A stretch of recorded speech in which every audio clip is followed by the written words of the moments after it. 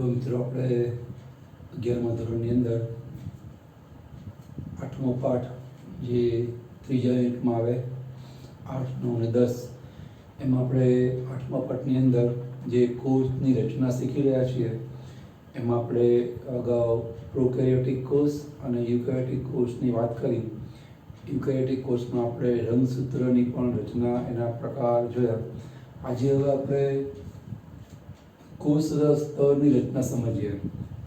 જો વનસ્પતિ કોષ હોય તો એની ફરતે કોષ દિવાલ હોય અને એની અંદરની બાજુએ કોષ સ્તર નામનું આવરણ હોય. અને પ્રાણી કોષ હોય તો એની ફરતે કોષ દિવાલ ન હોય, સીધું જ બહાર આપણને કોષ સ્તર અથવા ખાલી રસ સ્તર પણ કહેવાય અથવા કોષ રસ પટલ પણ કહેવાય, એ આવરણ આપણને જોવા મળે. અહીં આપણે કોષ સ્તરની રચના સમજીએ. સૌથી પહેલાં કોષ સ્તર વિશે આપણને માહિતી આપી એક સાયન્ટિસ્ટે, જેનું નામ છે ડેનિયલી. ડેનિયલીએ કોષ સ્તરની રચના છે એ સેન્ડવિચ જોડે સરખાવેલી.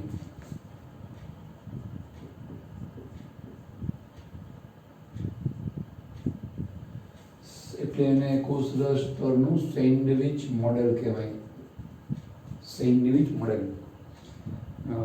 સફારીમાં કોઈ વાર વાંચેલું મેં કે એક રાજાને બહુ ચેસ રમવાનો શોખ હતો, એટલે જમવાનો ટાઈમ થાય ને તો એ ઉઠે નહીં. ત્યાં રસોઈયા કંટાળ્યા કે રસોઈ તૈયાર થાય ને પછી કહીએ જમવા આવી જાઓ, પણ રમતમાં પડી ગયા એટલે આવું છે કરી વાર લગાડે, રસોઈ ઠરી જાય, વળી પાછું ફરી ગરમ કહીને કે હવે રસોઈ તૈયાર થઈ ગઈ, જમવા આવો, આમ તેમ, વળી પાછું રમવામાં પડી ગયા, આવે નહીં.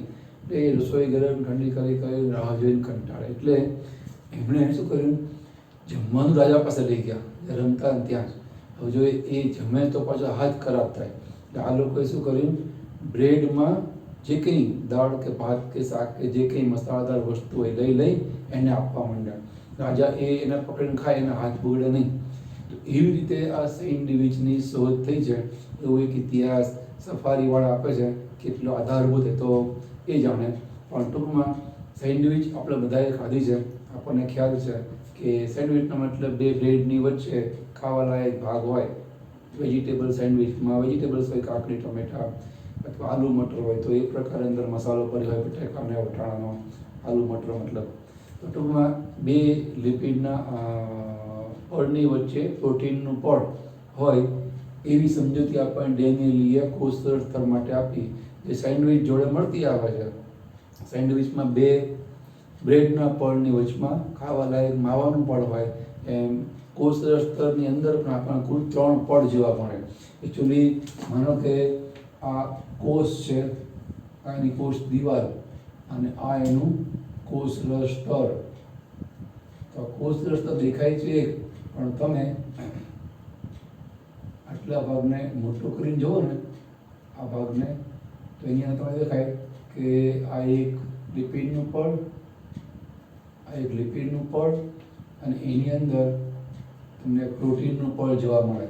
એટલે લિપિડ, પ્રોટીન, લિપિડ, LPL. હવે 3 પડની દિવાલથી એક પડ છે બનતું હોય છે. તો સેન્ડવિચમાં આપણને એવું જોવા મળે. તો ડેનિયલના કહેવા પ્રમાણે કોષરસ પટલ કે કોષરસ સ્તર, અહીં જે રચના છે એમાં આપણને બે લિપિડના પડની વચ્ચે પ્રોટીનનું પડ, એવી ત્રિસ્તરીય લિપિડની કોષરસ સ્તરની દિવાલ છે આપણને, કે પટલ છે આપણને જોવા મળે.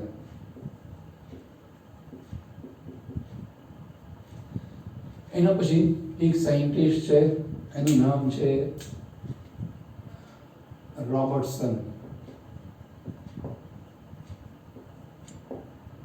એણે આ ડેનિયલીના કોષરસ સ્તરની જે સમજૂતી છે, સેન્ડવિચ મોડલ રૂપી બે લિપિડના પડની વચ્ચે પ્રોટીન હોય, એમાં થોડોક સુધારો કર્યો. કે ડેનિયલની વાત તો સાચી કે બે લિપિડના પડની વચ્ચે પ્રોટીન હોય છે. હવે હું આને આમ દોરું છું, આ ભાગને મોટો કરીએ તો લિપિડના બે પડની વચ્ચે પ્રોટીન જોવા મળે. એટલે આ લિપિડનું પડ, અને વચમાં આપણને જોવા મળે પ્રોટીનનું પડ. આપણે અહીંયા કીધું છે લિપિડ, પ્રોટીન, લિપિડ, આવું આપણને જોવા મળે. પણ રોબર્ટસનના કહેવા પ્રમાણે ડેનેરીના મતે વચ્ચે તો લિપિડ હોય જ, પ્રોટીન હોય જ છે, પણ પ્રોટીન છે એ ઉપર પણ હોય અને આ રીતે પણ હોય, બરાબર, આવું પણ હોય. એટલે અંદર હોય એને કહેવાય અંતઃ પ્રોટીન,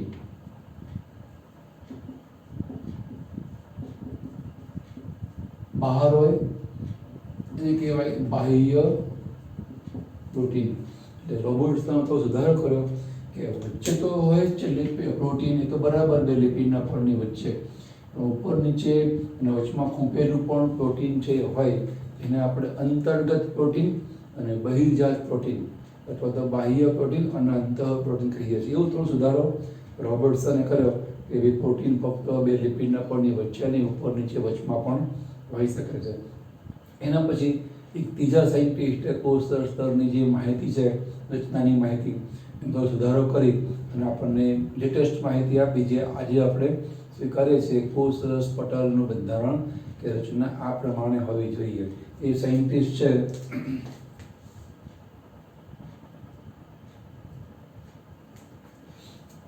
જેની આજે રોબર્ટસન છે, એની આવી સમજૂતીને આપણે કહીએ છીએ એકમ સંકલ્પના મોડેલ. આને કહેવાય એકમ સંકલ્પના મોડેલ. જેમાં ડેનિયલનું સેન્ડવિચ મોડેલ છે, એમ રોબર્ટસનનું આ જે સમજૂતી છે એને કહેવાય એકમ સંકલ્પના મોડેલ. એના પછી આપણને આપ્યું fluid mosaic model. Fluid mosaic model છે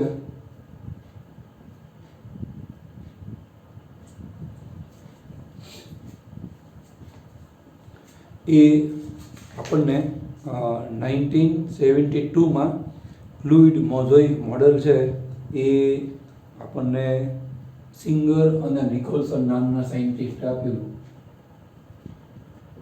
સિંગર અને નિકોલસન 1972માં. એના આ મોડલને આપણે કહીએ છીએ ફ્લુઇડ મોઝેઇક મોડલ. હવે એમાં શું એને નવું ઉમેર્યું? ફ્લુઇડ મોઝેઇક મોડલ કહેવાય. તો એણે આ ડેનિયલની જે વાત છે એ પણ માન્ય રાખી, બરાબર, લિપિડના બે પળની વચ્ચે પ્રોટીન હોય. પછી રોબર્ટસનની વાત પણ માન્ય રાખી કે એ પણ વાત સાચી છે કે બે લિપિડના પળની વચ્ચે પણ અંદર, ઉપર, નીચે, બહાર પણ પ્રોટીન છે એ હોઈ શકે છે. પણ એમણે એક નવો સુધારો કર્યો કે પ્રોટીન છે ને ફ્લુઇડ હોય, તરલ હોય, અને મોઝેઇકનો મતલબ ટાઇલ્સની જેમ ગોઠવાયેલો હોય. જેની અંદર જે પ્રોટીન છે ને એ તરલમય પ્રોટીન છે, મતલબ કે એના રચનામાં, કાર્યમાં ફેરફાર કરી શકે એવું તરલમય પ્રોટીન છે. તો એટલો ફેરફાર કર્યો એટલે આપણે એની એ સમજૂતીને કહીએ છીએ ફ્લુઇડ મોઝેઇક મોડેલ. એના મત પ્રમાણે હવે આપણે થોડી ડિટેલ, ઊંડાણપૂર્વકની રચના જોઈએ તો આપણને આવું જોવા મળે. કોષરસ સ્તરની અંદર આટલો ભાગ છે કોષરસ સ્તરનો, આ જે ભાગ છે એ મોટો કર્યો છે, એ થોડો વધારે મોટો કરીએ અને ઊંડાણપૂર્વકની ફિગર દોરીએ તો બે લિપિડના પળમાં આવી જ રચના હોય.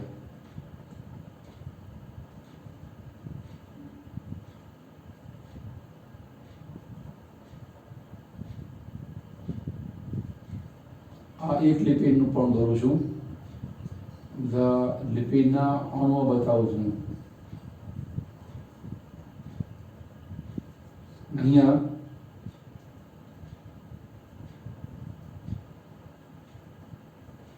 એવું ને એવું લિપિડનું બીજું પળ.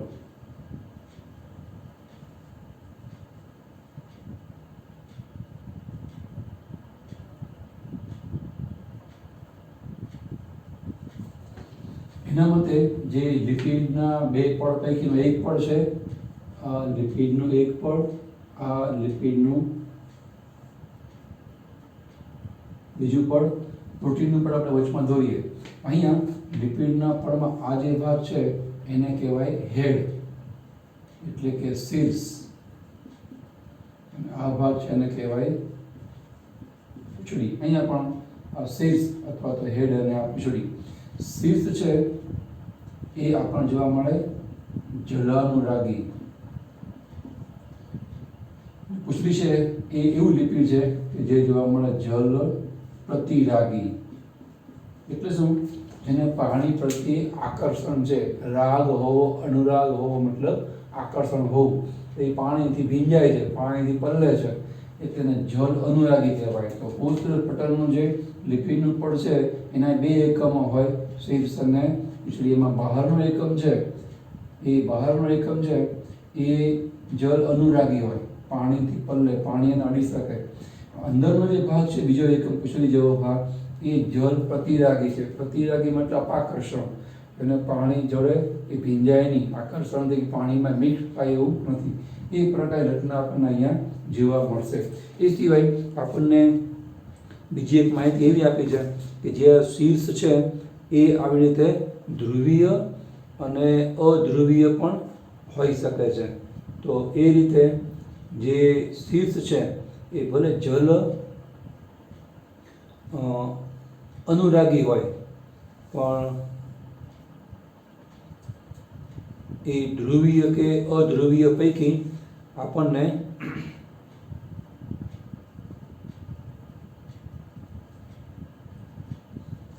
ધ્રુવીય છે એ જોવા મળશે. આ જે ભાગ છે એ ધ્રુવીય હોય. ધ્રુવીય મતલબ એની ઉપર વીજભાર હોય. આ ભાગ છે એ અધ્રુવીય હોય. એટલે એનો મતલબ થયો કોષરસ પટલની બહાર કંઈક અડે તો એ ભીંજાય ખરું, એને અડે ખરું, એને ચોંટે ખરું, અંદર દાખલ ના થાય. જેમ કે આપણે પ્રાણી છીએ તો આપણા જે બહારની ચામડીના કોષો છે બધા પ્રાણી કોષના જ બનેલા હોય. એમાં કોષરસ પટલ હોય તો પાણી અહીંયા અડાડો તો પાણી એનાથી ભીંજાય ખરી ચામડી, તો પાણી અંદર દાખલ થાય નહીં. કારણ કે અંદરનું જે પડ છે બહારનું આવું હેડ અહીંયા દેખાતું હોય, એ હેડ બહારનો ભાગ આવે, એને પાણી અડે.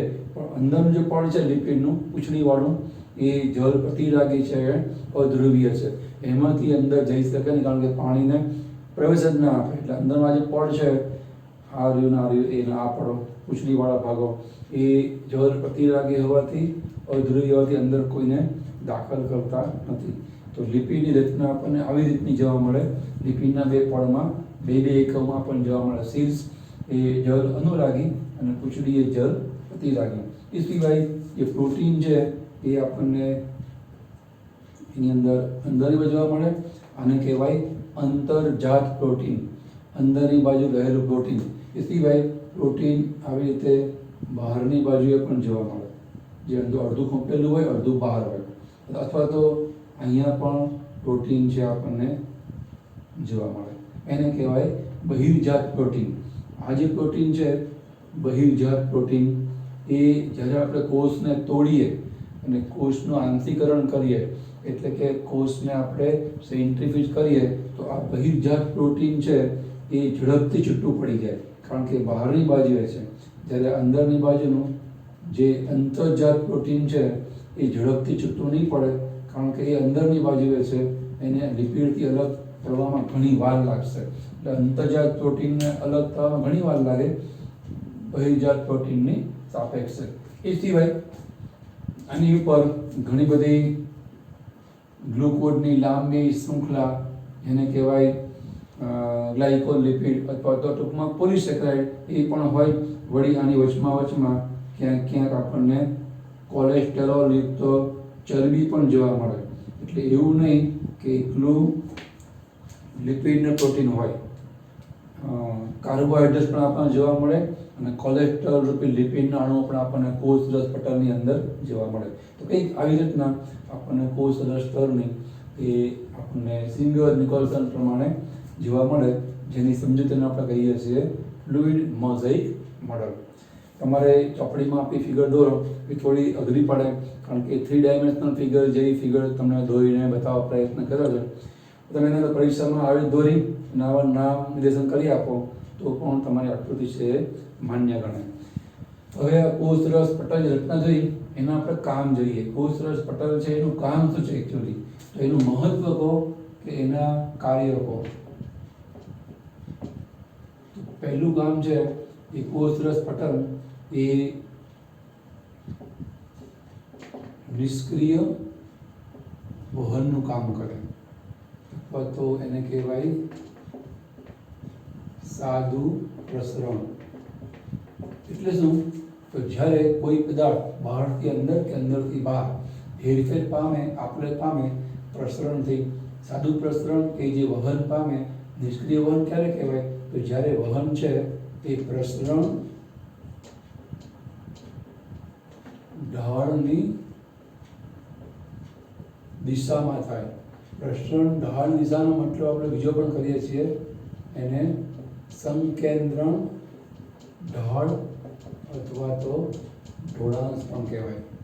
એટલે કે જો બહારની બાજુએ પદાર્થનું પ્રમાણ વધારે છે, કોઈ પણ પ્રકારના પદાર્થનું પ્રમાણ, અને એ જ પ્રકારના પદાર્થનું પ્રમાણ અંદરની બાજુ ઓછું છે, તો નેચરલી પ્રસરણની વ્યાખ્યા શું કહે છે કે જે પ્રકારના પદાર્થ અણુઓ જે તરફ વધારે હોય ત્યાંથી એ ઓછી બાજુ તરફ ગતિ કરે. કોઈ પણ પદાર્થ અણુ પોતાના વધુ સંકેન્દ્રણથી કે વધુ પ્રમાણથી ઓછા સંકેન્દ્રણ તરફ, એટલે કે ઓછા પ્રમાણ તરફ ગતિ કરે, તો નેચરલી એ પદાર્થ જે બહાર વધારે છે અને એ અંદર ઓછો છે, તો બહારથી અંદર ગતિ કરે.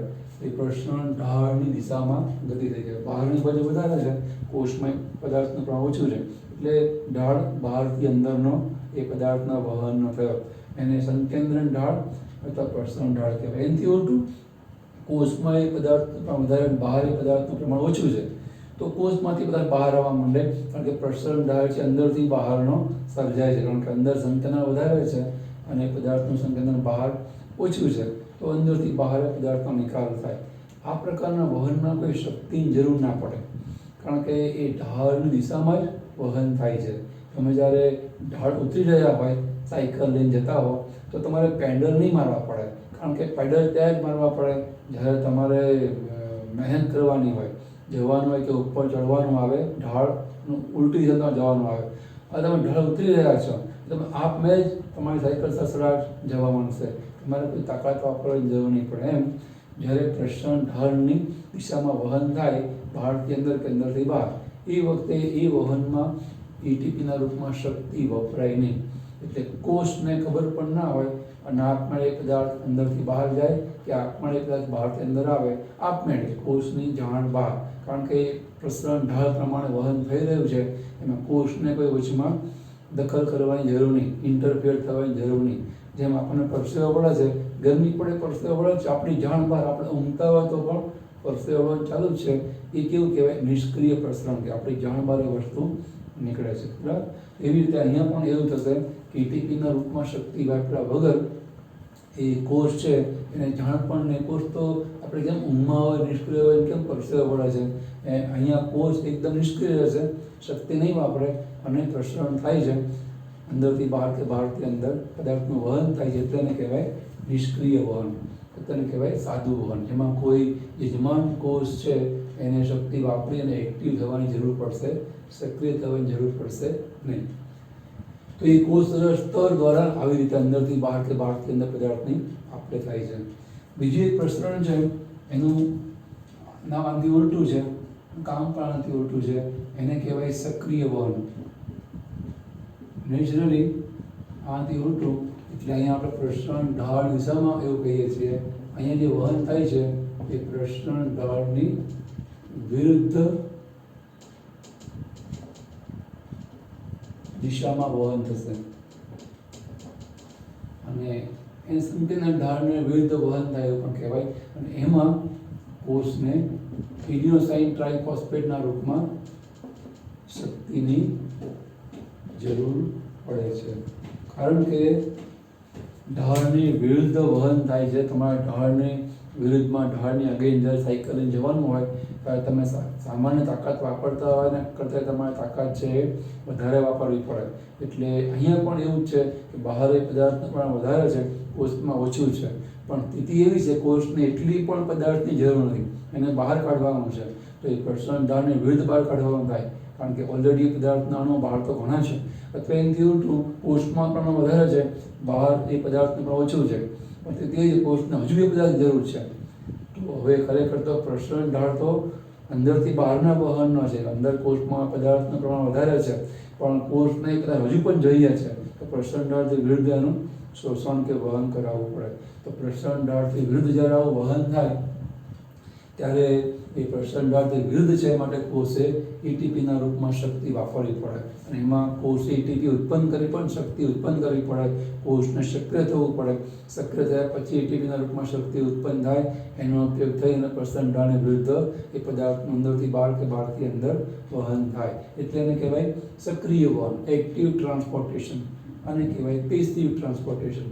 અહીંયા આ બીજી પ્રકારનું વહન એ પણ કોષરસ સ્તર છે કરે. કોષરસ સ્તર એ નક્કી કરે કોષની અંદરની જરૂરિયાત પ્રમાણે કે પદાર્થનું વહન સક્રિય કરવાનું છે કે નિષ્ક્રિય. જે પ્રકારના પદાર્થ જરૂર છે એ પદાર્થ બહાર વધારે હોય તો આપમેળે આવશે, એ પદાર્થ બહાર ઓછો હોય તો સક્રિય વહનની અંદર એને શોષવાનું થાય.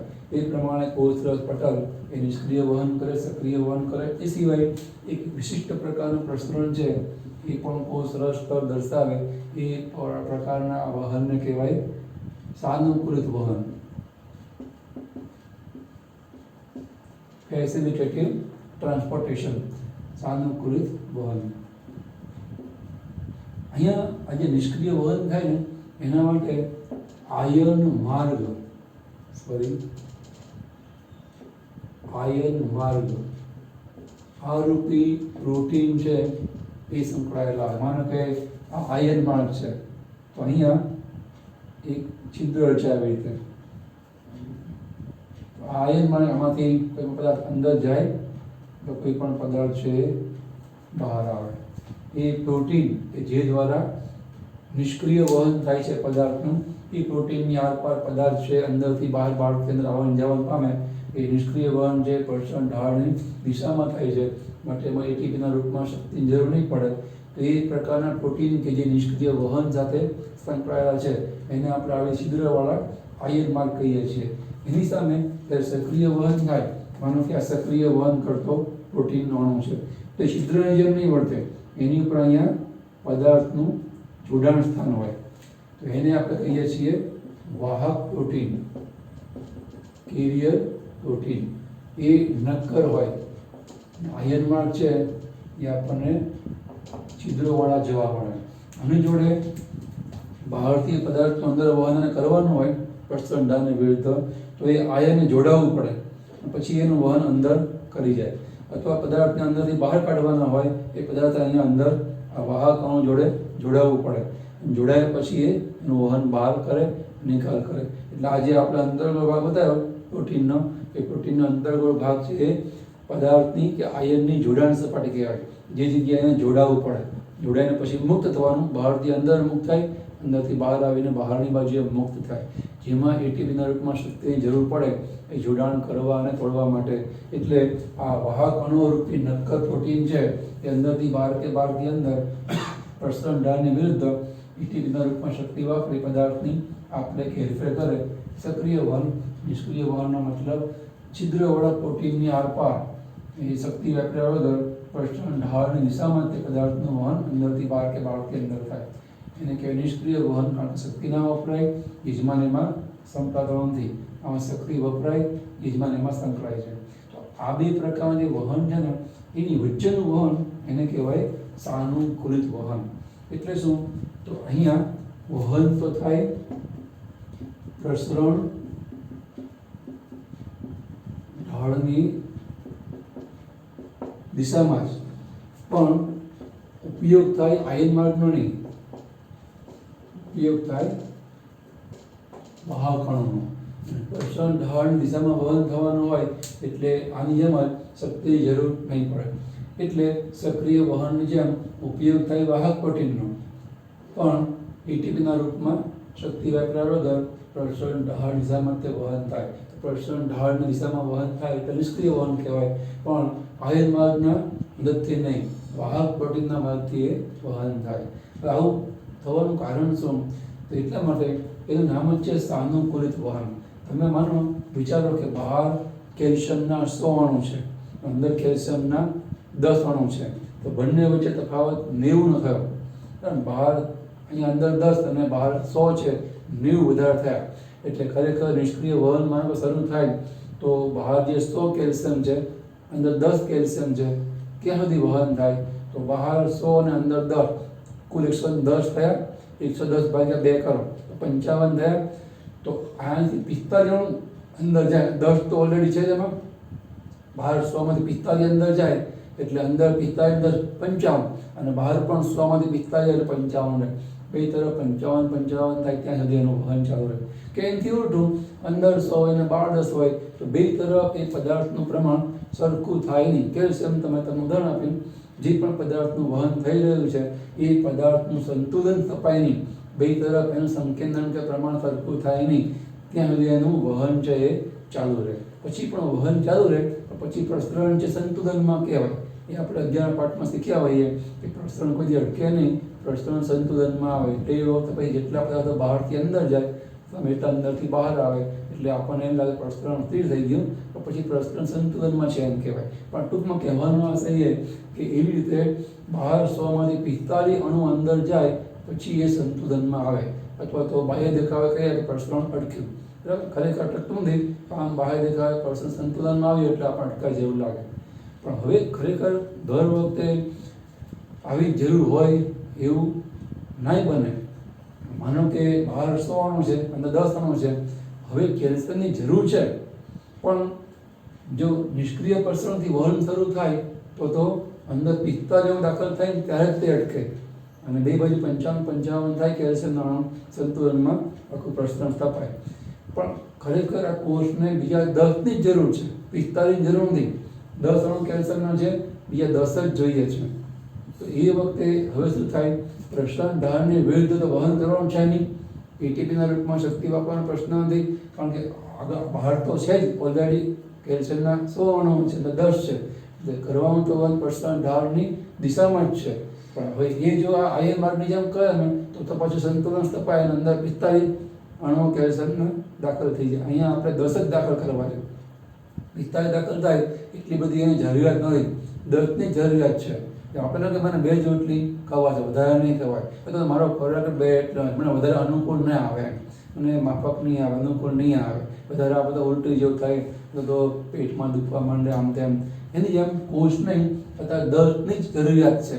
એને 10 જ માફક આવે એમ છે, 45 માફક આવે એમ નથી, એની જરૂરિયાત નથી, એને અનુકૂળ નથી. એટલે એને અનુકૂળ હોય ને એવી રીતના વહન થવું જોઈએ. તો એને કહેવાય સાનુકૂલિત વહન. એને સારી રીતે અનુકૂળ થાય એ પ્રકારનું વહન થવા માટે એ થાય પ્રસરણ ઢાળ દિશામાં, પણ ઉપયોગ કરીએ વાહકણોનો. એ વાહકણો જોડે બહારનો જોડાય અંદર લઈ જાય, બહારનો જો અંદર લઈ જાય, પણ એ ઢાળની દિશામાં વહન થાય છે એટલે શક્તિ વપરાશે નહીં. તો આવી રીતે પ્રસરણ ઢાળ દિશામાં વાહકણોની મદદથી વહન થાય, જેમાં શક્તિ છે એટીપીના રૂપમાં શક્તિ છે વપરાય નહીં. તો એને કહેવાય સાનુકૂલિત. એને ઉલટું, અંદર 100 અણુ હોય અને બહાર 10 હોય તો ખરેખર 45 બહાર નીકળી જશે. પણ 45 બહાર કાઢવા નથી, ફક્ત 2-5 જ બહાર કાઢવા છે. એને અનુકૂળતા એટલી જ બહાર કાઢવાની, પ્રસરણ સંતુલન કરવાનું નથી. એ વખતે એ સાનુકૂલિત વહનનો આશરો લે. તો આ ત્રીજી પ્રકારનું વહન એને કહેવાય સાનુકૂલિત વહન. એવી રીતે અહીંયા આપણે એક માહિતી એવી આપી છે કે જે આપણે 11 પાઠમાં શીખ્યા જોઈએ, આયન માર્ગ છે એ જ્યારે પ્રોટીનનું વહન કરે ત્યારે આપણે એને એક્વાપોરિન્સ કહીએ છીએ, કારણ કે આ પ્રોટીન છે એ છિદ્રવાળું છે. છિદ્ર એટલે એને ઇંગ્લિશમાં કહેવાય પોર, PORE, પોર. પોર મતલબ છિદ્ર, અને આ પ્રોટીનની અંદર છિદ્ર છે તેને કહેવાય પ્રોટીન વત્તા પોર, અથવા પોર વત્તા પ્રોટીન્સ, એટલે પોરિન્સ કહેવાય. પોર વત્તા પ્રોટીન તમે જુઓ તેને પોરિન્સ કહેવાય. અને એવા પણ પોરિન્સ એટલે આયન માર્ગ છિદ્રવાળા પ્રોટીન, આયન માર્ગ પોરિન્સ, એ જ્યારે પાણીનું વહન કરે ને તેને એક્વાપોરિન્સ કહેવાય. એક્વા એટલે પાણી, પાણીનું વહન કરતા છિદ્રવાળા આયન માર્ગ રૂપી પ્રોટીન એને કહેવાય એક્વાપોરિન. એવા 8 કરતાં વધારે પ્રકારના એક્વાપોરિન્સ પ્રકારના પ્રોટીન કોષમાં હોય એ પાણીની પણ હેરફેર છે કરી શકે. એ સિવાય આ જે આયન માર્ગ છે એ આયન માર્ગમાં જે વહન થાય પદાર્થનું કે આયનોનું, એ વહનના પ્રકાર એ 3 પ્રકારના હોય. એ આપણે અગાઉ 11મા પાઠમાં શીખ્યા હોઈએ કે ભવિષ્યમાં શીખશું. એકને કહેવાય સિમ્પોટ, બીજાને કહેવાય એન્ટીપોટ, અને ત્રીજાને કહેવાય યુનિપોટ. પોટ મતલબ ટ્રાન્સપોર્ટ, ટ્રાન્સપોર્ટનો મતલબ હેરફેર, સ્વિંગ પોર્ટનો મતલબ જે આયન માર્ગ છે એમાંથી આયનોનું વહન એક જ દિશામાં થાય.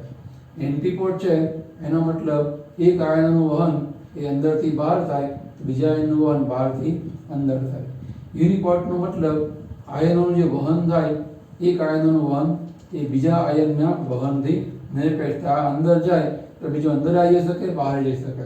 આ પ્રકારના વહનમાંથી એક અંદર જાય તો બીજાએ બહાર જ જવું પડે. આ પ્રકારના વહનમાં બે જોડે અંદર જાય તો બે પ્રકારના આયન એક સાથે બહાર આવે.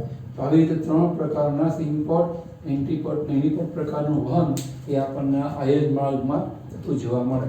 તો ટૂંકમાં કહેવાનું એ કે કોષ રસ પટલ વિવિધ પ્રકારના વહનનું કામ કરે.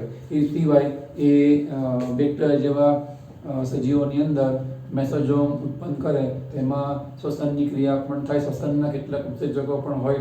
રંગસૂત્રના વિભાજનની પણ પ્રક્રિયાઓ કોષરસ સ્તરને કારણે થાય.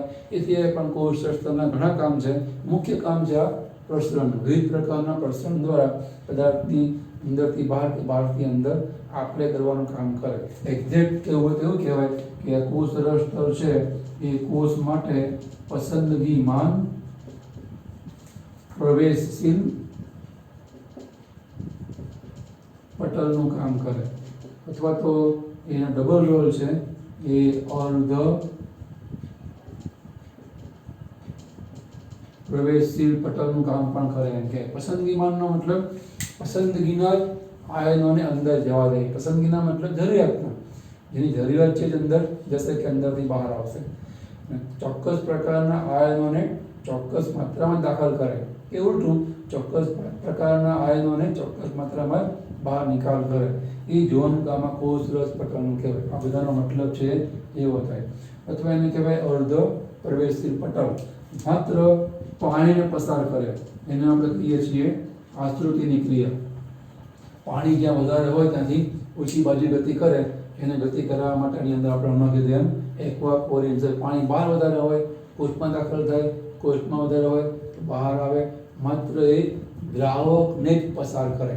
કોષરસ સ્તર ઈચ્છે તો આવી રીતે વર્તી શકે. ફક્ત પાણી માટે જ પ્રવેશશીલ રહે. અને એ પ્રવેશ કેવી રીતે થાય કે બહાર કેવી રીતે નીકળે? સાંદ્રતાના પ્રસરણના નિયમ પ્રમાણે સાંદ્રતા બહાર વધારે પાણીની અંદર આવે, અંદર વધારે તો બહાર દાખલ થાય, બહાર નિકાલ પામે. એને કહેવાય આશ્રુતિની ક્રિયા. પાણીની પ્રસરણના નિયમ મુજબની હેરફેર થાય કોષરસ સ્તરના માધ્યમ દ્વારા, કોષરસ સ્તર દ્વારા. એને કહેવાય આશ્રુતિ, એને કહેવાય અર્ધ પ્રવેશશીલતા, અથવા તો એ પસંદગીમાન પ્રવેશશીલ પટલ તરીકે પણ કામ કરે. અહીંયા આટલી વિગતો આપણને કોષરસ સ્તરની છે વ્યવસ્થિતપણે આવડતી હોવી જોઈએ. મને આવડે તમને કોષરસ સ્તર છે આવડું કહેવાય. તો આપણે અહીંયા અટકીએ છીએ. આના પછી આગળ જે બીજી બધી અંગિકાઓ છે, લાઇસોઝોમ, રિબોઝોમ, ગોલ્ગીકાય, કોષદિયલ વગેરે આપણે નેક્સ્ટ લેક્ચરમાં જોઈએ છીએ. અહીંયા આપણે અત્યારે અટકીએ છીએ. આની ફિગર તમારી નોટમાં જે મેં તમને બતાવી છે એ તમારું ડ્રોઈંગ સારું હોય, તમને ફાવતું હોય તો બુકમાં આપી દો તો પણ ચાલે.